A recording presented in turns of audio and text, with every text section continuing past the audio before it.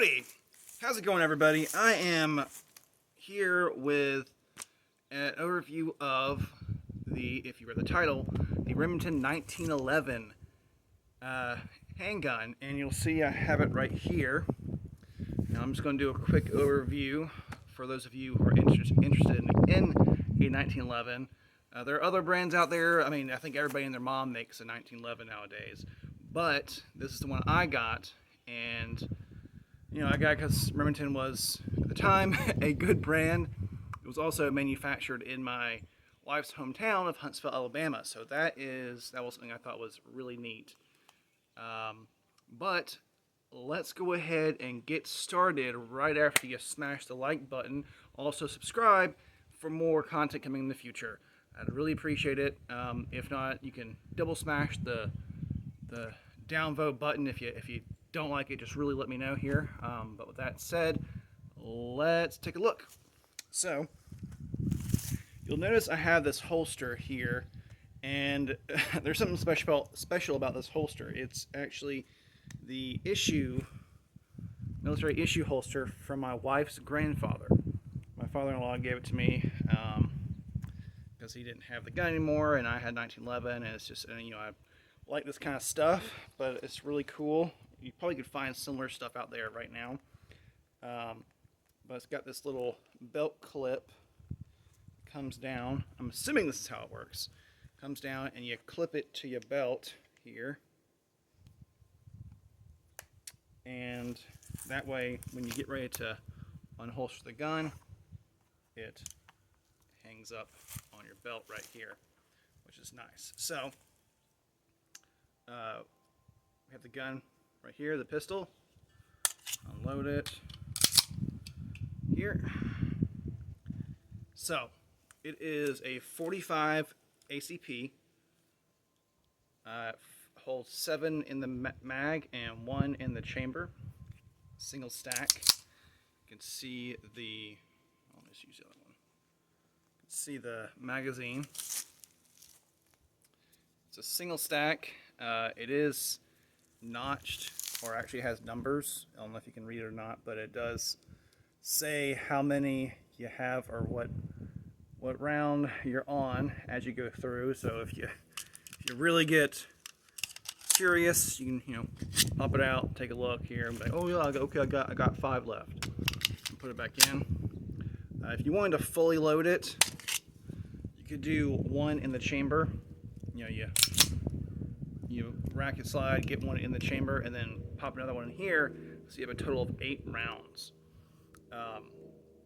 Which for 1911 is pretty normal. If you start going to like a 9mm, you get a little bit more, but for a 45, right around the 7-8 round range is pretty normal. So that's pretty good. Now the one thing about this is I got it purely because it is very I mean, it's meant to look like the old, and meant to kind of feel like the old service weapons that would have been in this kind of holster. And there's an airplane coming by.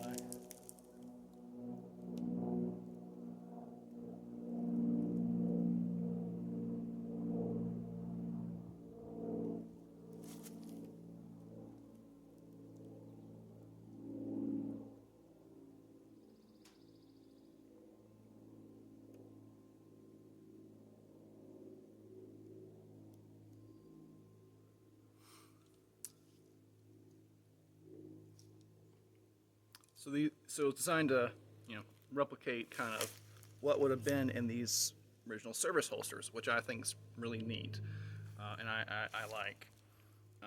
But because of that, we'll say, and I don't know if this is a common thing with all 1911s. It could just be a normal thing with 1911s. I have it greased up. I mean, I have it oiled. You can probably see some of the oil there. But I do have it oiled up, and while the slide moves real smooth now, everything feels like real, I don't know, kind of crunchy, or I wouldn't say stiff, but kind of crunchy. Like you can feel the metal in there. Like I don't know if it's a normal 1911 thing or if it's just this model. Now I have heard you need 1911s really should go through. Depends on you talk to a 100 to 1,000 round break-in period. What's coming? And maybe that's the case because I've shot about 100 something rounds through this because 45 is pretty expensive, so I don't shoot quite as often as other guns. But it is so maybe I haven't broken it in. Maybe that's the reason why. But it does feel really crunchy. So like, I mean, the trigger pulls. Like, I mean, it feels good to pull it, but I don't know. I think maybe it's just 1911s. The gun itself works really well. I think everything feels pretty, everything feels smooth. But like if I move the safety right here, I can really feel that metal moving. And like I said, I don't know if that's a 1911 thing or if it's just this 1911. But it's still, I mean, everything feels good as far as holding it. It's got a nice, beefy, I mean, it feels solid in your hand. It really fills up everything. And these, I don't know, I guess handle, I'm not sure what you call these, but these plates right here, they are interchangeable. There's a lot of aftermarket stuff for you to swap out this right here. I keep it the standard just because I want to keep it stock. Like I got a cousin who got a full-on, like, full-on modern polymer bottom to it. You can put attachments, all kinds of stuff with a rail. I don't want to do that. I want to keep it stock. If I ever get another 1911, maybe I'll do that. But I want to keep this pretty much classic, just because I like having this classic stuff here. This old-fashioned retro holster. I think having a retro 1911 is something that's really neat. And it feels like, I mean, this feels like if you run out of bullets, you could bash your way out of something too. So, like, it's a solid gun. I mean, this is a rock solidly built gun. And maybe that's some of the issues I talked about, where it feeling kind of crunchy. And maybe it's because it's just built so rock solid. Like, oh man, I got 7 shots. I'm out. Let me just start beating people with it, and just I could really see that happening. And you probably, when you get done, after you get done beating somebody to death with it, you could pop another mag in there and keep going and be just fine. So, I mean, there's that. And if you're looking for a hammer, maybe you're out there trying to pitch your tent. You could do that. Maybe don't do that, but maybe you could. But the sights, you can see the sights here. It's kind of just a normal dovetail kind of thing. These little white dots on the end of it. You can swap these out. It does have notches for you to replace it, so you can pop it out, and put a fiber optic or whatever you want on there, so it's easier to see. So you can do that. Obviously, I haven't, and I'm probably not going to, because I want to keep it as stock as I can. But with that all said, let me fire off a couple here, and we'll see how it goes.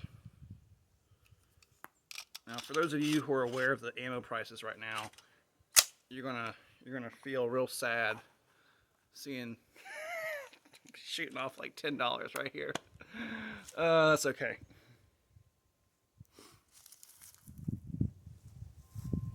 Hope I'm in frame.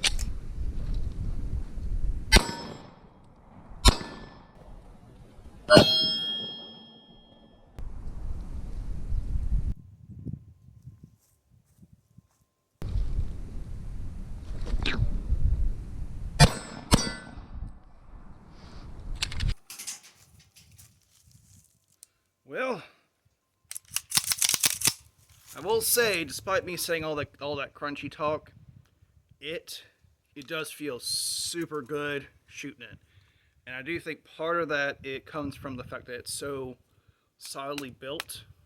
So when you shoot it, that recoil you come from, oh god, I mean, it's like almost non-existent, and it's shooting a beefy round too. The 45, I mean that's a chunk of lead. I think these are 230 grains, but it shoots a beefy round, but it feels super smooth shooting it. I mean, I got my other guns that I shoot, my 9mm. It's like I will say this right here feels even nicer. Man, so I mean, if you're looking for a 1911 that's affordable, I think this is priced. I don't know if they might not actually sell these anymore. Think about it, but when I bought it, it was right around $400 to $500. So you could probably find for around that. Luckily, ammo prices are the only thing skyrocketing. Gun prices are holding kind of consistent. Let's hope they stay that way. But it's definitely a smooth shooter. I tell you what, that was real. I felt real good. So I don't know. I don't know if I can give you a recommendation, because 1911s are kind of you kind of want one. I know a lot of people swear by them. With all the polymer guns out there, you know, you got your Glocks, you got your 6 hours. Going for something classic like this is, I guess,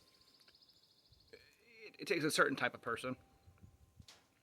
Now, if you want to carry this around for concealed carry, I will say it's going to weigh you down. It's like, I mean, this is like an extra, I don't know, 2 or 3 pounds in your belt just where there's a gun. Maybe not 2 or 3 pounds. I'm not sure how much it weighs, but it's pretty hefty compared to other concealed carry guns. So maybe if you're looking for a concealed carry, this is not for you. But if you want something like, you know, here at the farm, walk around the farm, traipses through the woods, you know, you might have a hog pop up. This could be something for you.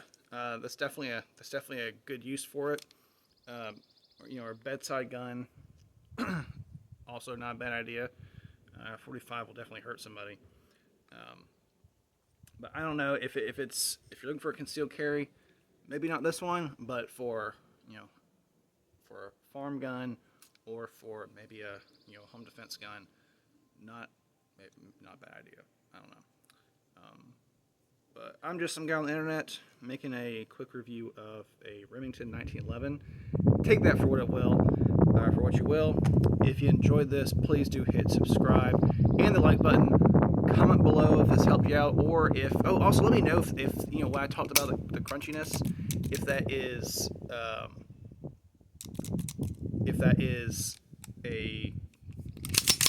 a 1911 thing, and let me know below, because I am curious. Well, that's it.